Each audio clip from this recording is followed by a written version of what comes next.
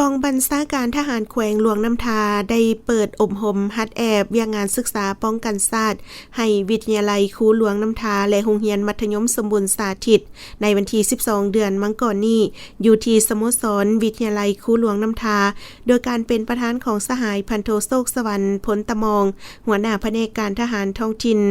มีทานสมรัตน์สมสวัสดิ์คณะพักหากฐานผู้อำนวยการวิทยาลัยครูหลวงน้ำทามีครูฝึกครูอาจารย์นักศึกษาวิทยาลัยครูหลวงน้ำทาและนักเรียนโรงเรียนมัธยมสมบูรณ์สาธิตเข้าร่วม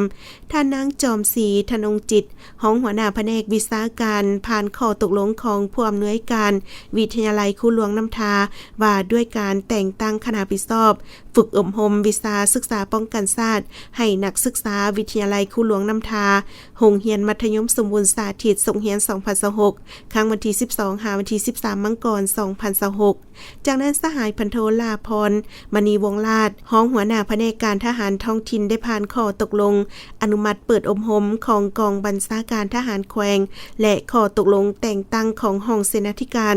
ข้อกำหนดกฎระเบียบของแผนกทหารท้องถิ่นพร้อมเดียวกันนั้นยังได้ผ่านแผนการอบรมฮัดแอบวิชาศึกษาพื้นฐานป้องกันชาติวิชาป้องกันชาติวิทยาลัยครูหลวงน้ำทาและโรงเรียนมัธยมสมบูรณ์สาธิตส่งเรียน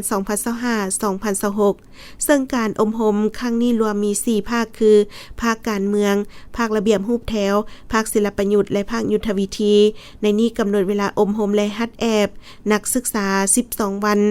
เป้าหมายอบรมฮัดแอบทั้งหมด89คนหญิง47คนทั้งนี้ก็เพื่อเป็นการยกระดับความรู้ความสามารถให้นักศึกษาภาครัฐและภาคเอกชนทั่วแขวงหลวงน้ำทารู้ได้ทางด้านการเมืองการทหารให้นักแน่และเข้มแข็งเข้าใจแจ้งทางด้านเวียกงานป้องกันชาติเพื่อปรับปรุงก่อสร้างกำลัง